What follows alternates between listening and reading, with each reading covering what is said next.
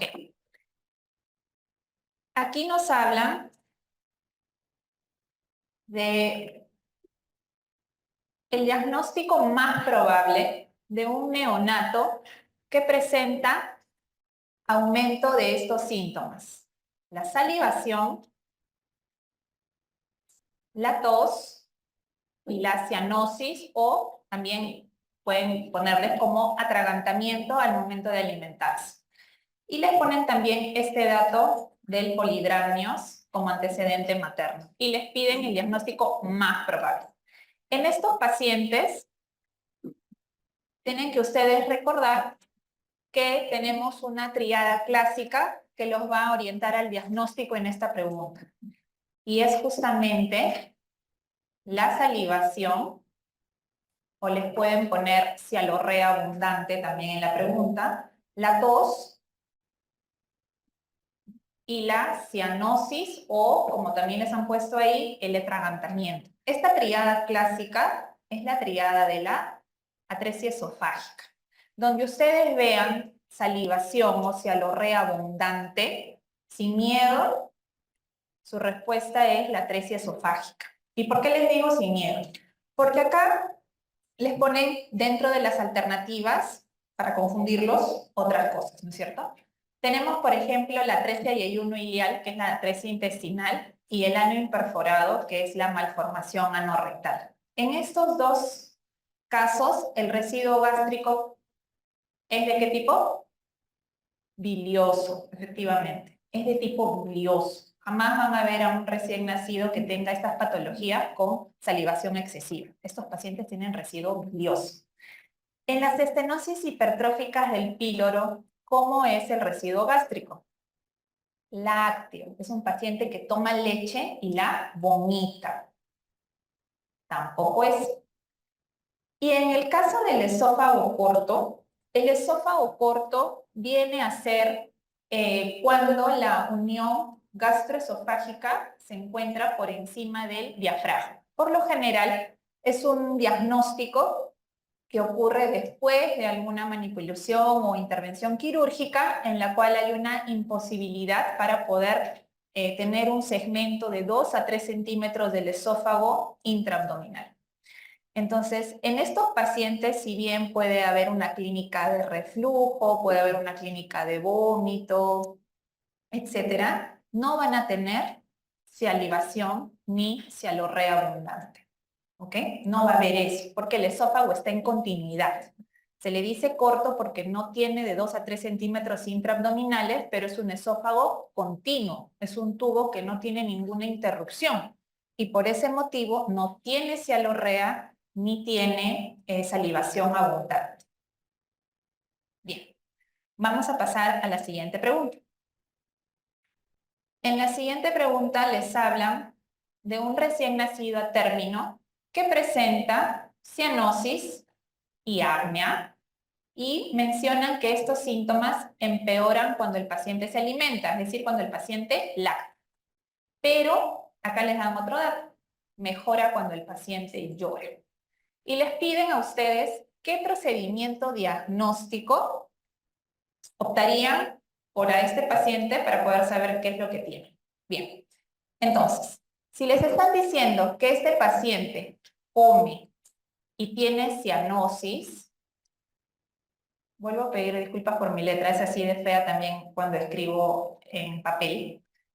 Y cuando llora, mencionan que el paciente mejora. ¿Por qué mejora? Porque cuando uno llora, ¿qué hace?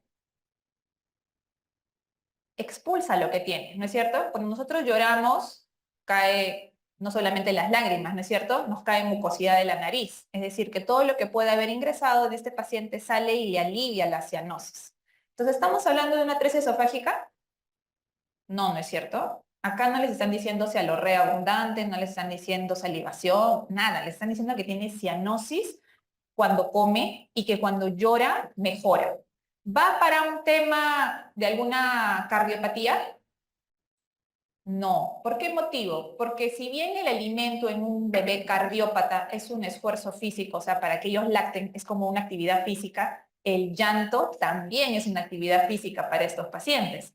Entonces, si fuera una cardiopatía, estos pacientes al llorar también se pondrían morados, también hay una cianosis.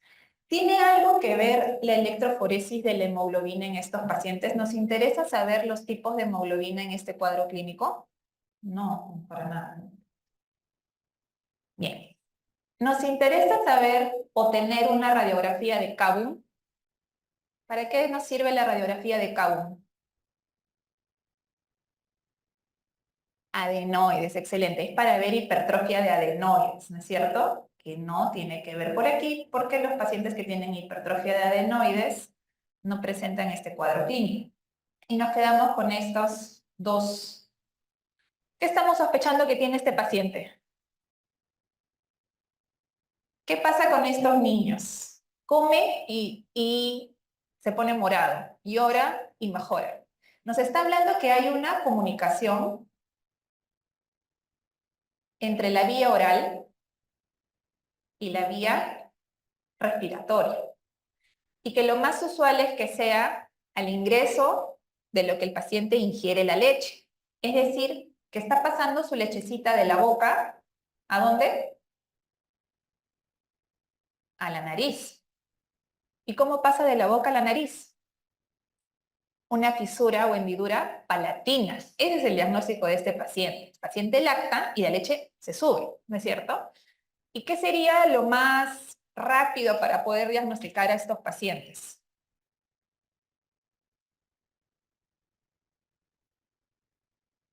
La inspección, ¿no es cierto? Uno le abre la boca al bebé y mira, sí, tiene una hendidura, hay una comunicación evidente. Pero acá no les están pidiendo examen físico, les están pidiendo procedimiento diagnóstico. Y la inspección no es un procedimiento diagnóstico, es parte del examen físico, ¿no es cierto?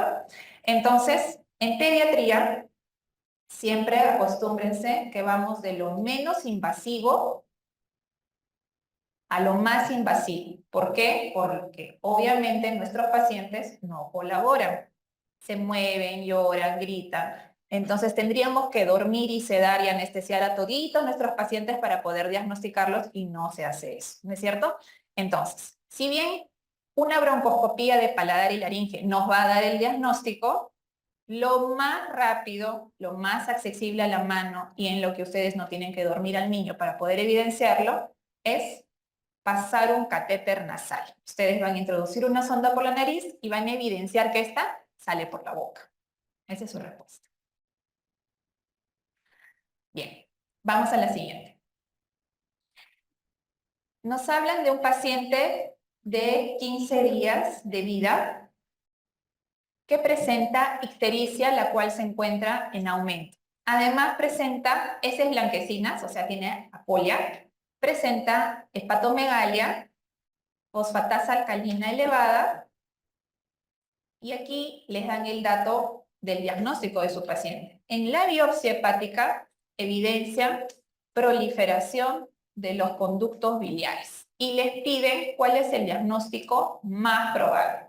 Pues bien, en esta pregunta, al darles el dato de la biopsia, les están dando aquí ya el diagnóstico. Pero aparte de haberles puesto proliferación de conductos biliares, tal vez les han podido agregar o solamente poner que el paciente presenta fibrosis portal, o les pueden poner que el paciente presenta éstasis biliar canalicular.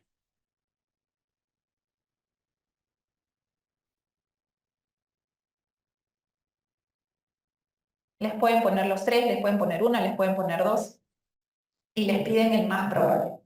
Cuando hablamos de la edad del paciente, sabemos que más de 2 semanas estamos hablando de una ictericia patológica, ¿no es cierto? Bien. Todas estas enfermedades que ustedes ven en las alternativas son diagnósticos diferenciales de los pacientes que hacen síndromes colestáticos, ¿no? Los recién nacidos con síndromes colestáticos.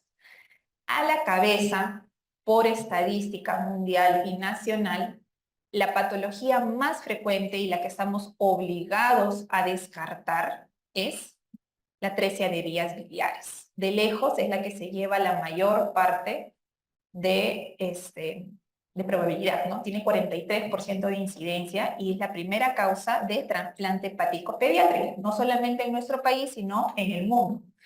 Pero todos los demás también generan en el paciente síndrome colestásico. Si bien por probabilidades son menores, tienen que reconocer que diferencian en la biopsia hepática con la atresia de vías biliares. Por ejemplo, la deficiencia de alfa-1 antitripsina, lo que ustedes encuentran en su biopsia es justamente esa proteína de la alfa-1 antitripsina que se encuentra adherida en los hepatocitos. Tal vez si le hubieran dado esto en vez de la proliferación de ductos biliares, sería esta su respuesta, si bien no es la más frecuente. En el caso de la enfermedad de Rotor, que también presenta un incremento de la bilirrubina directa, este diagnóstico es un diagnóstico de descarte, es decir, han descartado que no sea ninguna otra patología colestásica, ya que su biopsia hepática en estos pacientes es normal. En el caso de las hepatitis virales, tendrían que habernos mencionado un antecedente infeccioso para poder sospechar de él. Y también tendrían que habernos dado el dato de cómo se encontraba la TGO y cómo se encontraba la TGP, no solamente de la fosfatasa alcalina. Y lo que nosotros encontramos en las biopsias es inflamación y necrosis que puede encontrarse en un grado variable. Con respecto al quiste de colédoco, es el principal diagnóstico diferencial quirúrgico, o sea, de resolución quirúrgica, de la atresia de vías biliares, y de hecho tiene un subtipo parecido a uno de las atresia de vías biliares, pero lo que la diferencia es que estos pacientes cursan con una masa en el cuadrante superior derecho, que justamente es el quiste. Si bien pueden hacer un cuadro colestásico, es menor y la progresión a una enfermedad hepática terminal es menor que en la atresia de vías biliares, y en la biopsia lo que se encuentra es dilatación de la vía biliar, ya sea intra o extra hepática, de acuerdo al tipo de quiste de colédoco que estemos hablando. Bien. En la siguiente pregunta tenemos un neonato varón que cursa con vómitos biliosos y distensión abdominal que aparece en las primeras 14 horas de vida. Y aquí les ponen sugiriendo un cuadro de obstrucción intestinal baja. Bien, como les han puesto eso, ustedes deben recordar que hay una topografía para poder diferenciar cuando hablamos de obstrucciones altas, medias o bajas, ¿no? Bien, entonces tenemos la primera porción intestinal, que es el duodeno. Tenemos al yeyuno, tenemos al ilion y tenemos el colon. El yeyuno y el ilion lo dividimos en dos: proximal y distal. Igual el ilion, proximal y distal. Bien, entonces hablamos de alta en duodeno y yeyuno proximal. Hablamos de media en yeyuno distal e ilion proximal. Y hablamos de baja en ilion distal y colon. Entonces nos vamos a sus alternativas. ¿Puede ser una atresia esofágica con vómitos biliosos? No, ¿no es cierto? Porque el esófago no está en continuidad. Ahí lo que van a tener es saliva. Primero descartado. ¿Puede ser una hipertrofia de píloro? No, porque el residuo es lácteo. Segunda descartada. ¿Puede ser una atresia duodenal? No, porque topográficamente el duodeno es la primera porción intestinal. Tercera que se va a descartar. Bien, y nos quedamos con estas dos. Estenosis anal, que es un subtipo de las malformaciones anorrectales, y dentro de ese espectro es la más infrecuente. Menos del 1%, de pacientes presenta estenosis anal.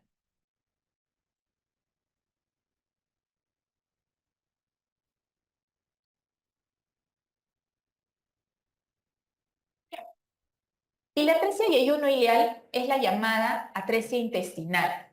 Acá están juntas, o sea, en la patología como tal se les conoce como atresia intestinal. ¿Por qué? Porque comparten la misma clasificación tanto de la etiología como de cómo uno lo encuentra en el acto operatorio. O sea, qué tipo de atresia tiene, diferente a la duodenal, ¿sí? Y me dirán, pero dice Y1, sí, pero es que te engloba ambos segmentos, Y1 o ileum. No quiere decir que en todos los pacientes estén comprometidos ambos, ¿no? Hablamos por eso como una atresia intestinal, que también es llamada atresia y ayuno ileal. Y de ahí se dice, ¿no? Es una atresia y ayuno ileal o intestinal que compromete tal segmento de intestino, ¿no es cierto? Puede ser ileum, puede ser el ayuno, pueden ser ambos. Esta patología es la más frecuente en cuanto a las atresias intestinales, hablando de duodeno, y ayuno, ileum y colon, ¿sí? Que representa 1 en 5.000 nacidos vivos. Acá les preguntan la causa más frecuente. Y entre estas dos que les pueden generar una obstrucción intestinal baja, la estenosis anal es la más infrecuente que puedan encontrar. Dime.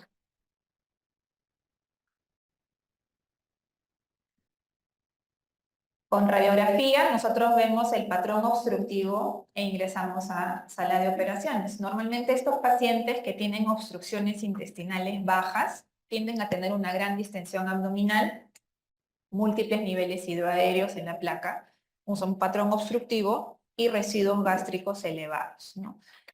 Viendo los niveles hidroaéreos en la radiografía, nos vamos orientando hasta qué nivel está llegando el aire. Si es que el aire llega a parte de intestino, si llega a una parte de colon, si ha pasado algo de aire hasta el segmento terminal de la ampolla rectal, vamos orientándonos en la topografía anatómica.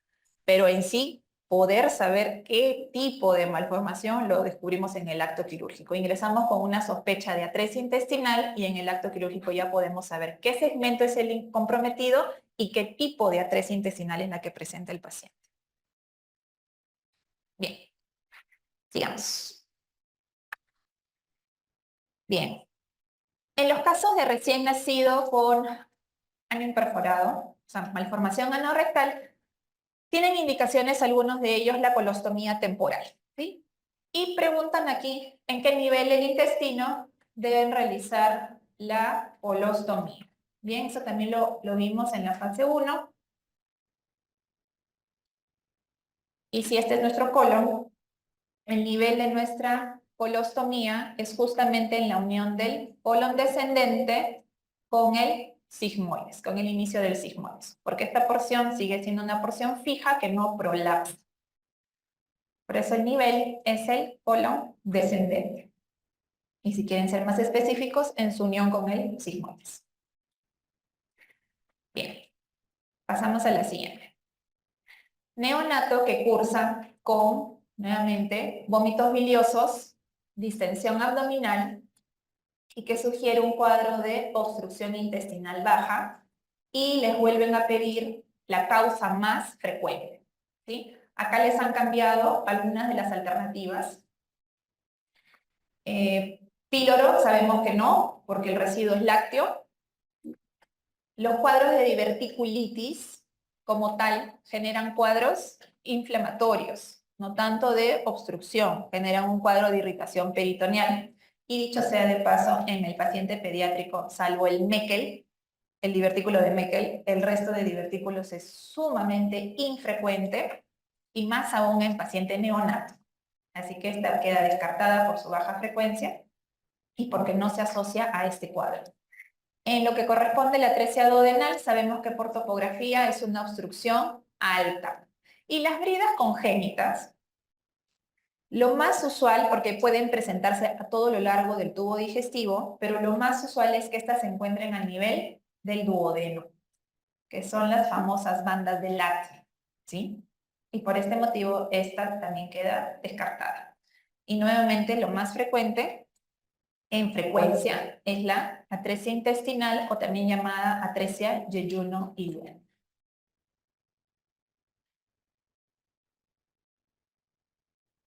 Bien. Neonato que presenta vómitos biliosos a repetición y a su vez presenta pobre ganancia ponderal. Al examen físico tiene una distensión marcada del hemiabdomen superior. Y en la radiografía simple de abdomen evidencian el signo de la doble burbuja. Bien. Cuando hablamos de una radiografía que presenta el signo de la doble burbuja, estamos hablando de que evidenciamos, lógicamente en la radiografía, dos burbujas, ¿no es cierto? La primera burbuja corresponde al estómago dilatado lleno de aire y la segunda burbuja el duodeno dilatado y lleno de aire. Bien. En el caso de la hipertrofia del píloro, ¿cómo es su radiografía? Una sola burbuja, ¿no? Sí, podemos encontrar una radiografía con una sola burbuja que representa la cámara gástrica dilatada en ese paciente. Bien. En la intosuscepción, ¿encontramos signo de doble burbuja? No, tiene varios signos, ¿no es cierto? Podemos encontrar el signo de la dona o de Diana, podemos encontrar el signo de menisco, podemos encontrar también niveles hidroaéreos, si es que estamos hablando de un cuadro que está cursando ya como un cuadro obstructivo, vamos a encontrar niveles hidroaéreos indistintos por todo el abdomen. Los casos de volvulo intestinal son una parte de las manifestaciones de los pacientes que presentan malrotación intestinal. La malrotación intestinal es una patología que engloba distintos subtipos según el momento en el cual se generó la malrotación de ese feto, ¿no? Puede malrotarse el intestino delgado, puede malrotarse el grueso y pueden malrotarse ambos. Y de acuerdo a esa clasificación presentan distintas manifestaciones como son las bandas congénitas y como son los vólvulos intestinales, ¿sí? En el caso de que presente el paciente un vólvulo intestinal o una malrotación intestinal, que dé una manifestación, por lo general nosotros lo que encontramos son múltiples niveles hidroaéreos, porque hablamos de un cuadro obstructivo intestinal franco que puede tener distinta presentación en una radiografía. Pero el signo de la doble burbuja es patognomónico de una topografía específica, que viene a ser el duodeno, porque justamente nos habla de la dilatación del estómago y del duodeno, y que más allá de eso no está pasando el aire. O sea que el problema se encuentra en el duodeno, en cualquiera de sus 4 porciones, pero el problema se encuentra en esa zona, ¿sí? Entonces, en estas preguntas que les coloquen este signo, tienen que pensar, o lo primero que tienen que pensar es una atresia duodenal. Pero vamos a ver la siguiente pregunta, que yo sé que tienen algunas dudas siempre con el tema de la doble burbuja y el duodeno. Les hablan de un neonato de 18 horas y que de igual forma presenta vómitos biliosos a repetición y que en la radiografía presenta su signo de la doble burbuja. Y les piden el diagnóstico más probable. Bien. Entonces, viendo sus diagnósticos, podemos anular la malrotación intestinal y el hilio meconial. El hilio meconial, al igual que una patología obstructiva, ¿no?, se presenta porque el meconio se espesa más de lo usual y forma como un tapón y se adhiere como si fuera un Play-Doh o una plastilina, esa es la consistencia que tiene dentro de las asas intestinales, generando un patrón obstructivo. Es decir, lo que vamos a evidenciar son múltiples niveles hidroaéreos o un asa fija, algo relacionado a un cuadro obstructivo en la radiografía, pero no un signo de doble burbuja. Pero aquí sí, en el páncreas anular vamos a ver la doble burbuja, en la atresia duodenal vamos a ver la doble burbuja y en la membrana duodenal vamos a ver la doble burbuja. Entonces, ¿cuál marcan? De timbre. Entonces tienen que recordar esto. Las atresias duodenales pueden ser de dos tipos. con paredes discontinuas, o sea, separadas por fuera, que uno las ve y que uno está por un lado y el otro está por el otro, o con una continuidad por fuera, pero que uno nota el cambio de calibre entre el segmento proximal, que está más dilatado, y el distal, que está más angosto. Uno lo ve por fuera, pero no sabe qué cosa es lo que lo está obstruyendo. Entonces, en las primeras en las cuales están separadas, tenemos tres tipos. La tipo 1, en la que están separadas en su pared, no hay continuidad, pero están próximas entre sí. En la tipo 2, se unen por un cordón fibroso. Y en la tipo 3 hay un defecto del meso. Pero cuando hablamos de las que son de pared continua, o sea que uno por fuera está viendo que el intestino tiene una continuidad, podemos hablar de las que son obstruidas por fuera o por dentro. Si hablamos por fuera, a la cabeza está el páncreas anular. Es decir, el páncreas se forma como un anillo, por eso viene su nombre anular, un anillo que rodea el duodeno y le genera una constricción, la aplasta, la apachurra. Entonces no deja que pase el contenido de la parte proximal a la distal. Y tenemos que mencionar a las membranas duodenales.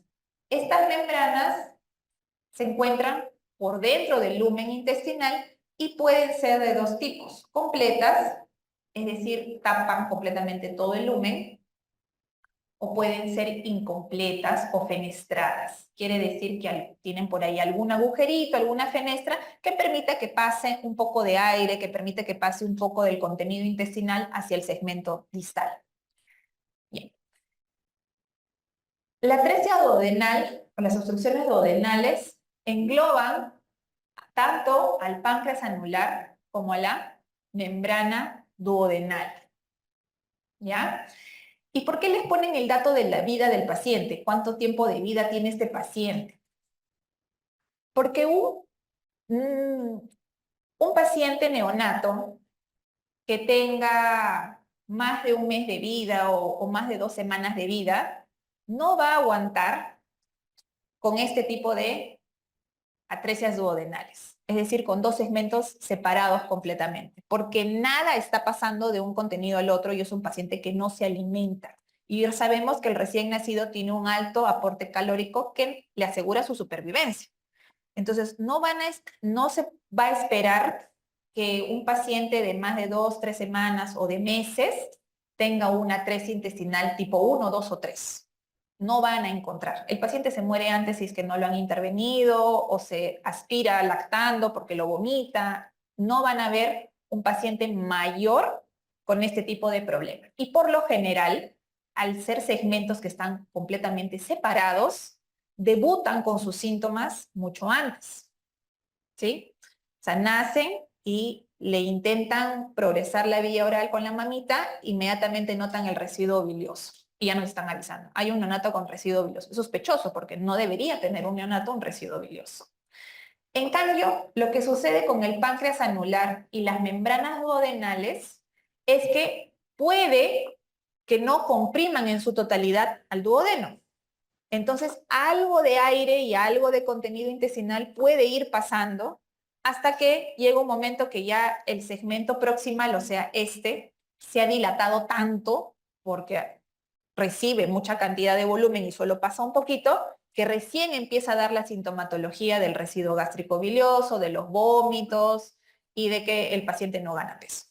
Entonces, pueden encontrar un paciente con páncreas anular y una membrana duodenal del tipo incompleta, porque está completa también está cerrada y se comporta como ellos, que les pueda generar los síntomas de manera más tardía, o sea, que tenga un mes, que tenga un mes y medio y que recién esté debutando con el vómito bilioso, el residuo gástrico bilioso.